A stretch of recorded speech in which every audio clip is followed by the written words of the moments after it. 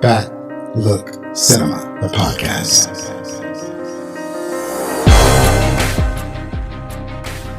You want to tag me like I'm some kind of animal. You want me to go out, risk my life to clean up your mess. And if Sid doesn't kill me and I don't catch him, then all I got to look forward to is my 17th back here in the penitentiary. Is that what you're telling me? What's up? My name is Zoe. It's spelled Z-O or Z-O for those of you outside of the US. Welcome back, friends. This is the 170th episode of Back Look Cinema, the podcast, where we take a look back at the movies of yesteryear, especially the movies of the latter half of the last millennium. If you like what you're about to hear, then please tell your family, tell your friends about Back Look Cinema. But please, at all costs, please avoid the handsome, smartly dressed man over there. He might seem normal, but he's got this weird, mischievous look in his eyes, and I swear to God, he looks like he's up to no good.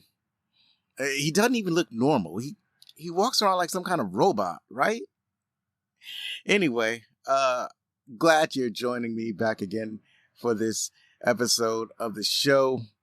And one of the movies that I want to talk about, well, the movie I'm talking about today is not one of my favorite movies. I normally gravitate towards the movies that I grew up with, the movies that we grew up with, some of our favorite movies that have penetrated the zeitgeist, that have influenced our behavior, the movies where we're just walking down the street and all of a sudden we're saying stuff like, "I'll be back," just quoting lines from movies because they so affected us when we were growing up.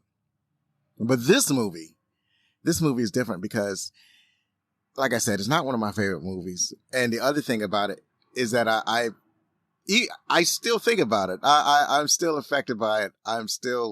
There are certain things that I like about it. And the movie that I'm talking about is Virtuosity.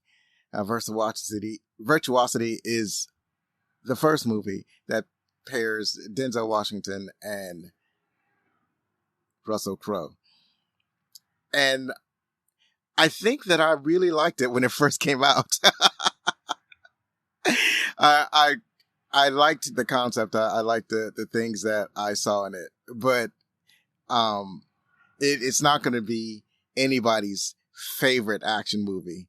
This is probably one of those movies that you put on while you're folding clothes or doing the dishes or doing something else. It's one of those movies. It's like a movie that might be on TBS or something like that, and you put it on just to have noise in the background. But my actual verdict of the movie is that it's a perfectly serviceable action movie. There. We're doing something that's serviceable this time. Not an unsung hero, not something that is underrated. Just, it's rated perfectly where it's at. And for some reason, I just wanted to talk about it. So let's talk about Virtuosity in the opening credits.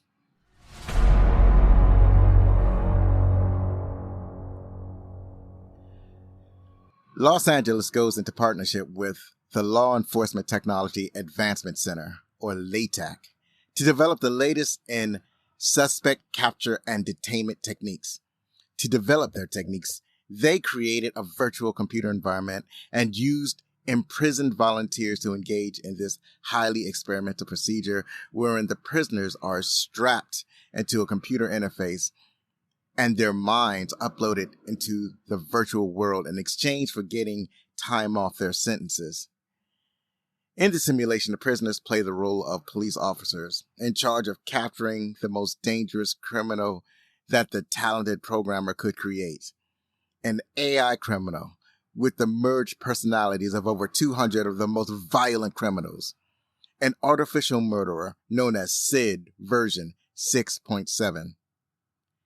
Sid 6.7 was able to get out of the virtual world and into the real world with an android body.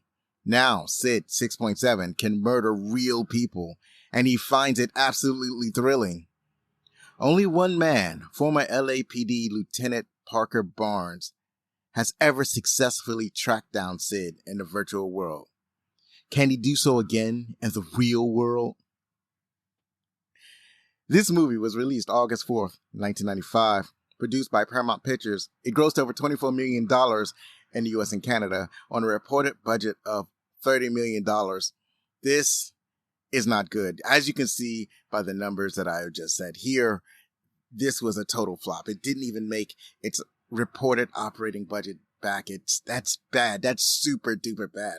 That's really bad. And it's not a movie that's widely talked about. It's not well regarded. It's basically forgotten.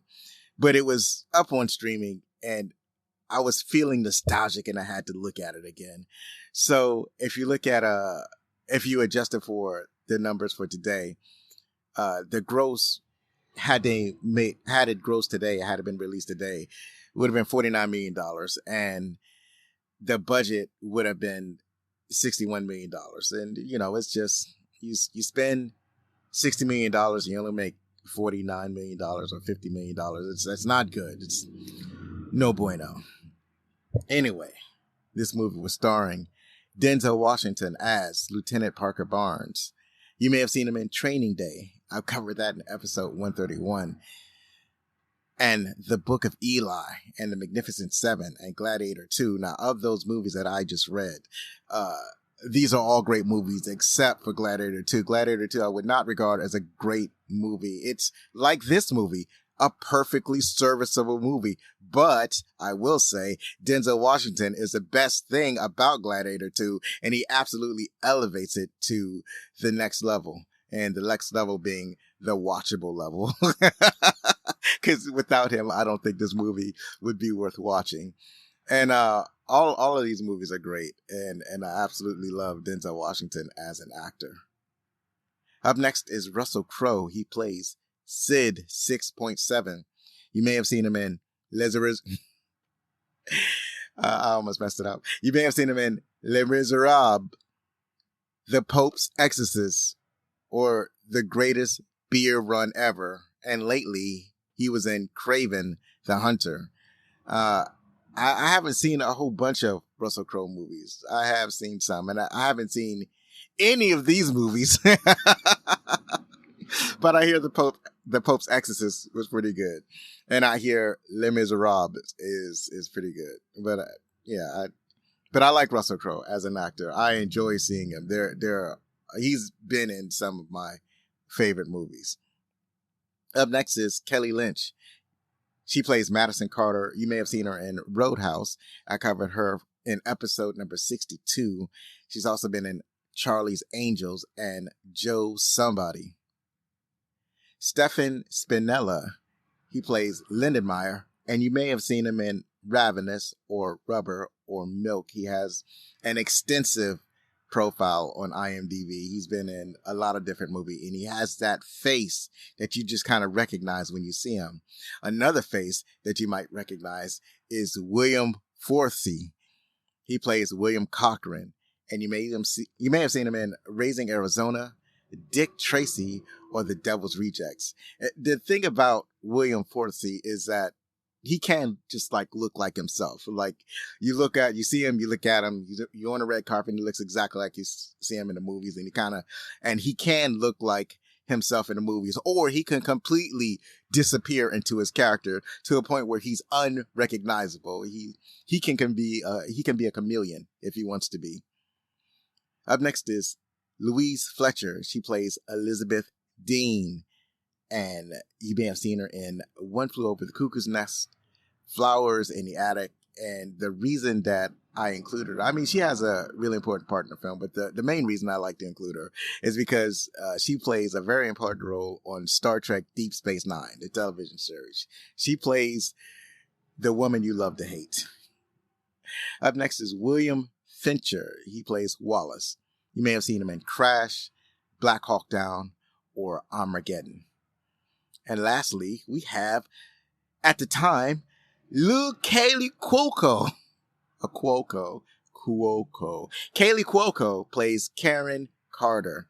You may have seen her in The Wedding Ringer or Role Play, but most people know her for her role in The Big Bang Series, a TV show where she appeared in 279 episodes. This movie was directed by Brett Leonard. You may have seen some of his other movies, like Lawnmower Man, T-Rex, back to the Cretaceous, Hideaway, Feed, or Triumph. Of this, I haven't seen any of these, but I heard about Lawnmower Man. It was a real big deal. I remember back in the day when I was growing up, mainly for its computer graphics, where I don't know how they thought of computer graphics at that time, how they thought of the graphics of Lawnmower Man. I know that was a big part of the movie, but it's awful by today's standards. This movie was written by Eric Berndt. You may have seen some of the other movies he's written, such as Romeo Must Die, The Hitcher, Highlander Endgame, or Surviving the Game. Well, I did see Highlander Endgame, and I think of all of the Highlanders that have ever come out, it's the best Highlander movie after the first Highlander movie. Like, it is essentially the best that they could do at the time. And I think the only thing that elevates the Highlander movie is the Highlander TV show. It's, for some reason, it's very difficult to get right. As a matter of fact, I do know why it's difficult to get right. I don't think I've done a Highlander episode. You know what? I think I'm gonna squeeze in a Highlander episode, and I'm going to talk about it. I'm going to talk about my theories on why Highlander has never had a successful sequel. The music is by Christopher Young. You may have seen him in Entrapment, Sinister, or you may have heard his music in those movies: Entrapment, Sinister, Swordfish, The Grunge, Pet Sematary from 2019, or Set It Off. I covered Set It Off in episode 16.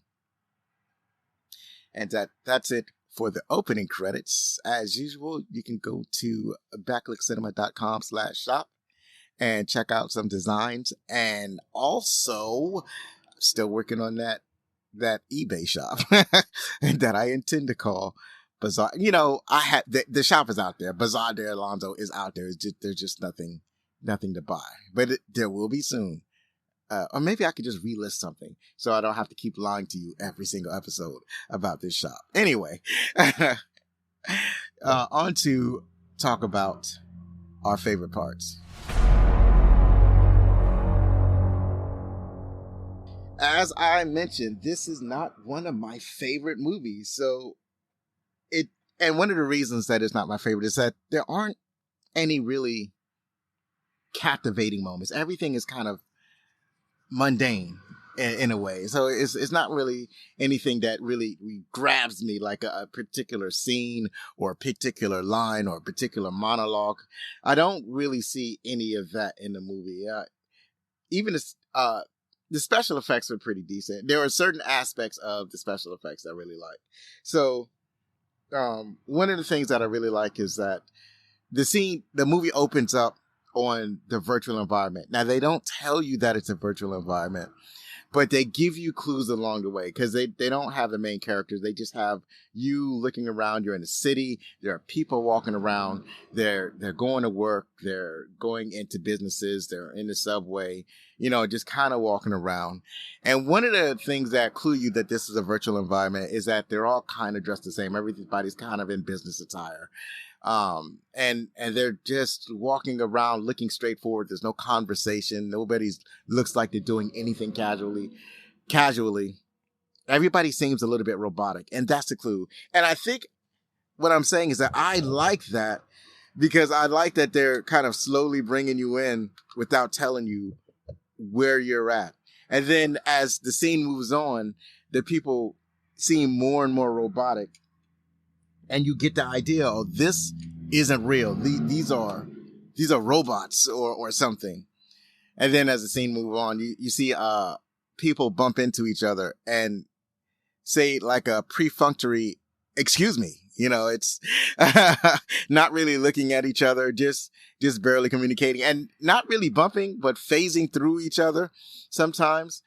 When people eat, what they'll do is that they'll bring the food real close to their mouths, and then it'll get slurped up into their mouths. And then that clues you in. You realize you're kind of watching a very true life looking video game. And then you finally see the characters in the game or in this environment that are not virtual, or they're virtual, but they're being played by actual people because they move naturally, they talk naturally, they dress funny, but they're moving normally. And nobody in the greater environment actually acknowledges their existence. They're just what you realize that these are NPCs. They're surrounded by NPCs and they're running around these NPCs, non-playable characters, for those of you who didn't know. Anyways, so I like that. I like that direction. I like how they slowly reveal the world to you, the virtual world to you. And until you realize that, oh yeah, this is it's confirmed. Like when you see the main characters the human characters that are in this virtual world, and that's the confirmation that you're in a virtual world. And then they actually tell you later on. It's like it's the main character, Denzel Washington. He plays Parker Barnes. Parker Barnes happened to be incarcerated. He's a former LAPD officer, and he's did something that got him incarcerated, and he volunteered to engage in some experiment where they upload his mind into a computer, and he's in their virtual environment, and his partner is another prisoner. So they're running around this environment looking for SID 617. That's the 6.7. This is the how they're training. This is what they plan to use to train law enforcement officers, but they want to test it on prisoners to make sure they don't fry the prisoner's brain. And so they're testing their officers, which kind of leads me to one of my other favorite parts is the overall concept of what they were doing. Not the fact that they're testing it on prisoners, but that they created a virtual environment and they're putting people in virtual environments. This isn't like new. There have been several movies up to this point that have explored this concept. And this was actually before The Matrix. The Matrix, I think, came out in 1999, but I like this version of it. That's one of the things that I really enjoyed about this movie. I like the concept of them, even though I think it's unethical to use prisoners as guinea pigs. I do like how they set up the concept in this movie, and how, they say it's not, the prisoners aren't forced to do it. They basically give the prisoners a deal. Like they volunteer for this program and they'll take some time off their sentence. So, so they put this, the prisoners through a potentially dangerous experiment. And the intent is that they're testing the prisoners so they can make it safe for police officers to eventually enter the program. And then in the program, there's an evil AI that they created. And the evil AI finds a way to break out his virtual environment. And, well, first thing the evil AI figures out how to do, the evil AI figures out how to kill the people in the virtual world. Because the whole experiment is dangerous because you connected somebody's brain to a machine, and the evil AI figured out a way to fry somebody's brain from inside the computer since they're connected to it. And he enjoys killing real people. And the evil AI figures out how to get out into the real world. Again, this is not a novel concept, but I do like the way they went about doing it. It doesn't feel like there are some versions where the computer program or the AI or the whatever computer construct simply just comes into the real world with no explanation. That was one of my problems with the Tron sequel, is that somehow the computer program just comes out into the real world with no real explanation. But in this version, the program is put into an android body, and then the android body is in the real world, and he's killing real people in the real world. So I really like that. And I like that they really thoroughly thought it out. The story actually is pretty good. Like the story could use some punching up. It could use a lot of punching up. It's like this is like the first draft of a story. That's what I feel like this is. It definitely needed something extra to elevate it to something special. This is a movie that could potentially be remade into something that is maybe has some more humor in it, has some more, has better action sequences, has some better monologues, maybe has some more personal touches. I mean, it's because this movie is bare bones when it comes to the story. It's almost too simple. So, as I said, overall concept. The next thing I like is Russell Crowe. Russell Crowe, I think, is the best thing about this movie. He's doing his best Joker impressions. He's just like a criminal that's giddy about killing people. I don't know if he watched Batman 89 in order to get notes on how to do an insane criminal from Jack Nicholson, but that's what it kind of looks like. And even though it reminds you of the Joker, it doesn't feel like an outright imitation of the Joker. And he just wants to kill people and then have people see him killing people. He wants the notoriety for killing people. And he also, because he's an android body, it basically makes him into like a superhuman. So there's a specific way that the android has to be destroyed. So you just can't shoot at it and expect to stop it. There's certain things that you have to do in order to stop it. So with this small level of invincibility, or at least this incredible level of hardiness, he's not particularly worried about getting caught. He wants to be chased. He wants to be chased particularly by Lieutenant Barnes. He's just Russell Crowe is just fun to watch in this movie.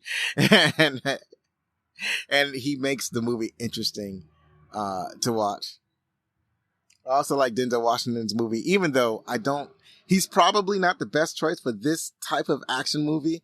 You really needed somebody with a bunch of quips, like maybe an Arnold Schwarzenegger, but somebody with jokes, even maybe Sylvester Stallone, somebody like that. But what he brings to the movie is that gravity. He is early in his career, and he's making the effort to elevate this movie, and he doesn't quite do it.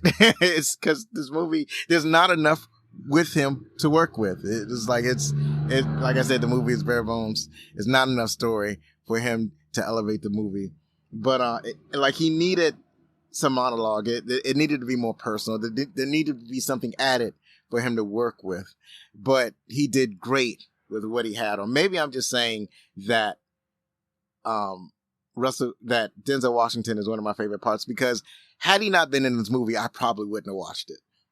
So skipping on ahead to the climax, I really enjoyed how the story was resolved. That this story actually had two climaxes. Well, it had two climaxes. So the first climax is when they defeated Sid in the real world. I really liked how that worked out. As I said, Sid is very hard to kill. He's an android that's made of like near microscopic silicone substances. So if you blow a hole in him, he can just reach out to random glass that's lying around and uses that glass to regenerate his physical body. So in that way, he's very hard to kill. The only way you can kill him is that he has like some kind of, it's like a brain module that's located in the head.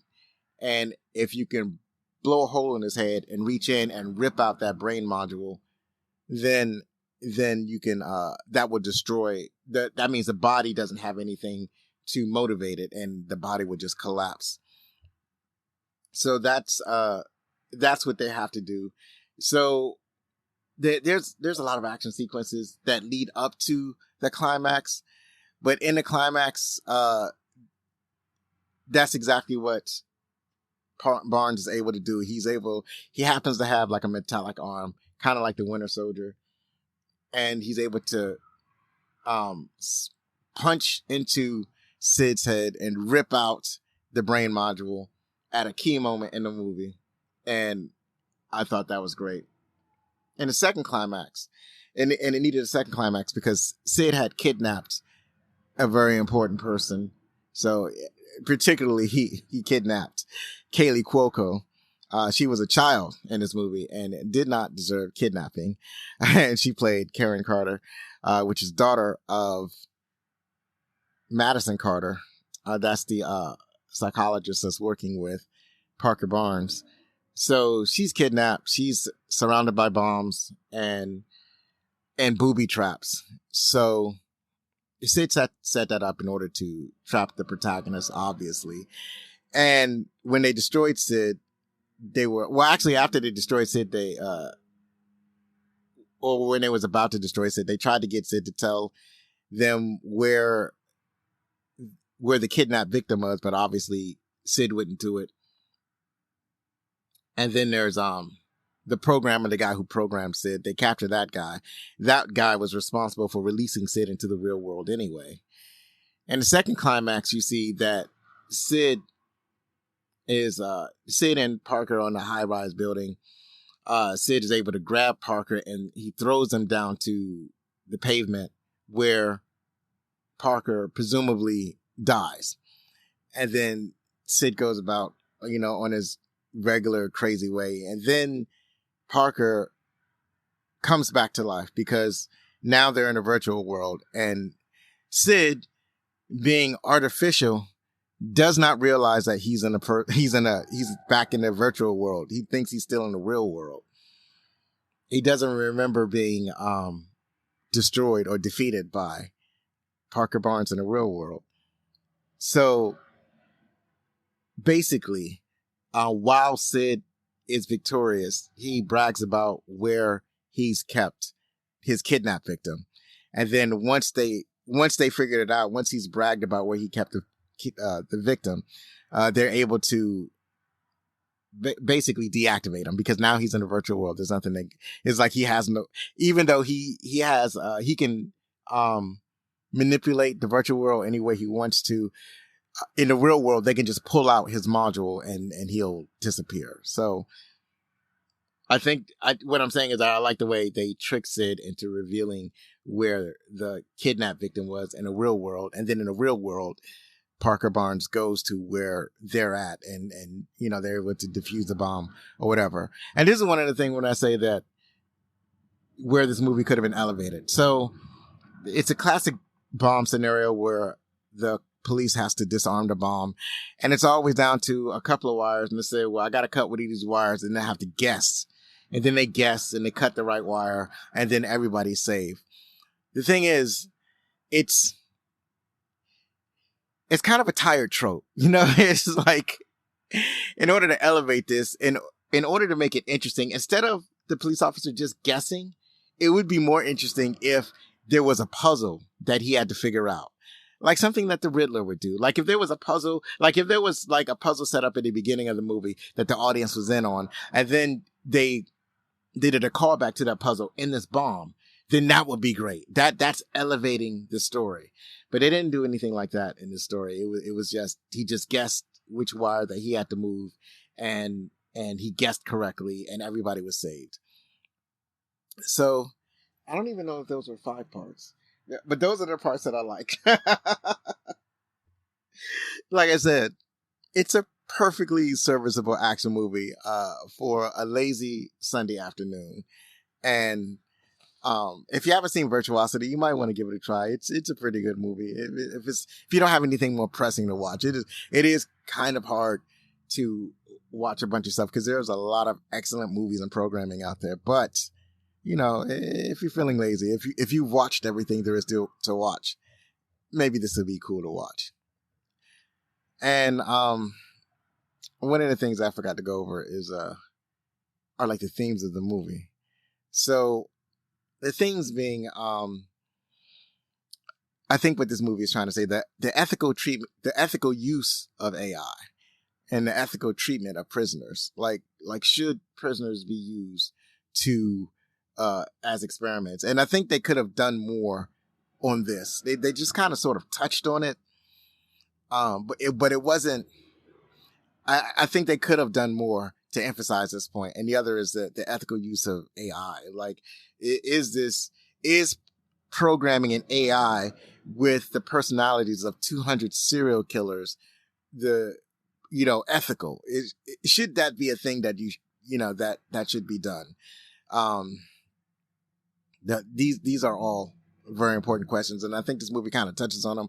And I think the thing that could have elevated them is to push these themes in the movie. And like I said, this movie is ripe for a remake. So let's go on to the next section, the top 10 trivia.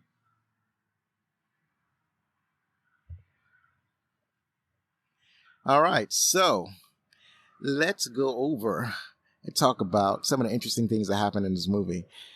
So in the first place, according to Kelly Lynch, she and Denzel Washington were supposed to kiss. However, Washington had the scene dropped because he felt that an interracial love scene would hurt the film's box office chances. You know what?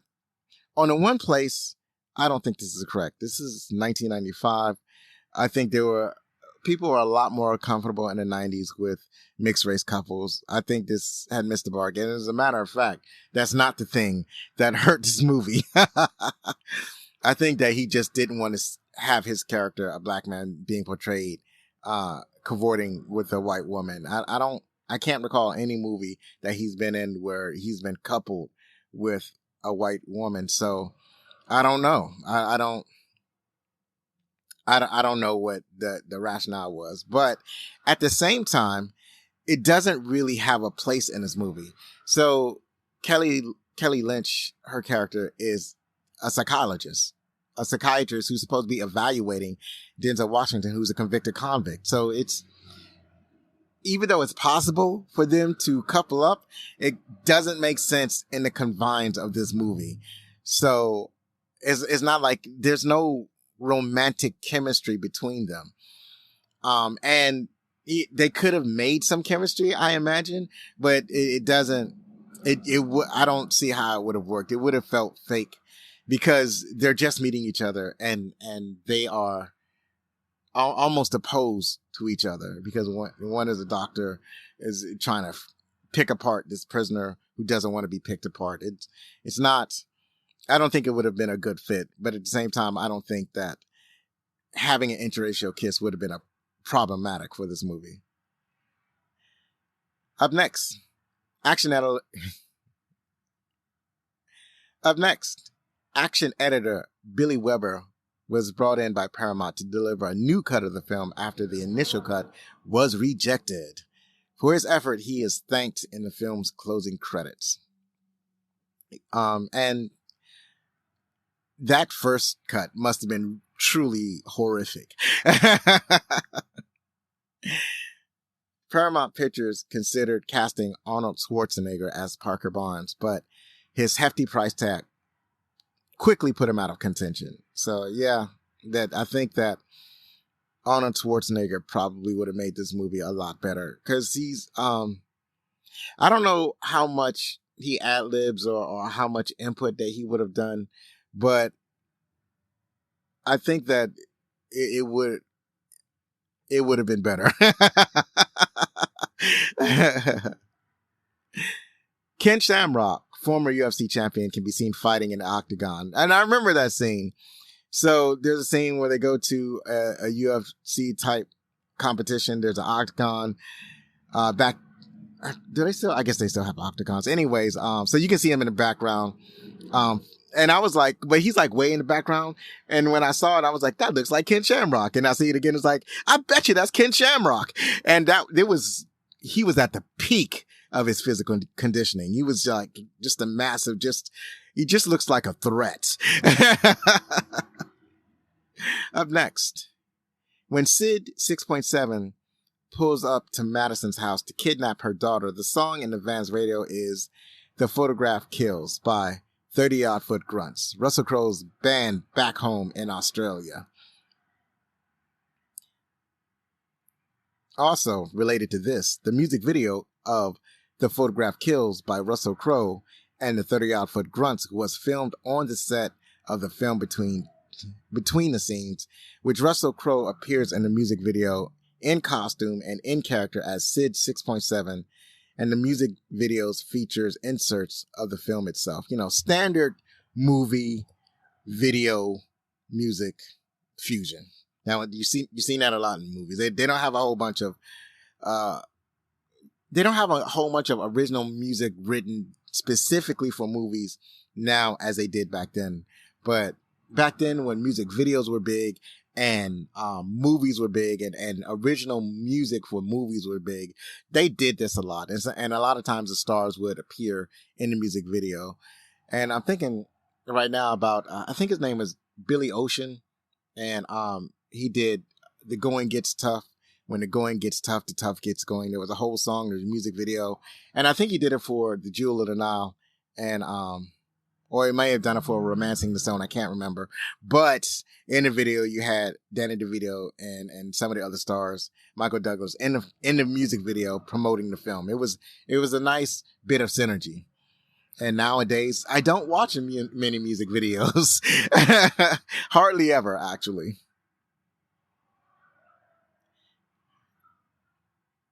When Sid 6.7 takes his swan dive into the octagon ring from the balcony, an Australian flag is clearly seen.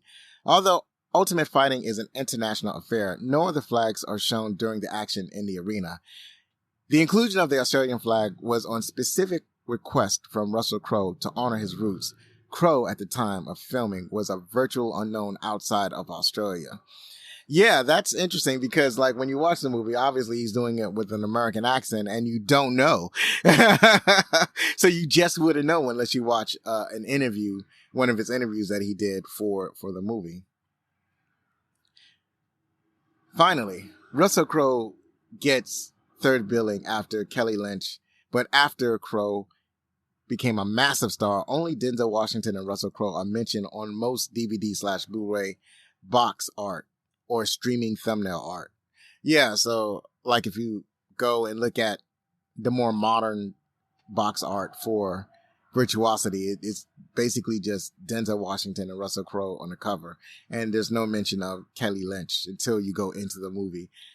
And rightly so, because as I said, more than anything, he makes, well, besides Denzel Washington, he makes the movie worth watching. And I did mention that there were 10 things, but I could only find these 9 or 8. These 8. Anyway, let's go on to the next one. Let's see what the critics thought. The critics have it at 32%. The audience/popcorn meter has it at 32%.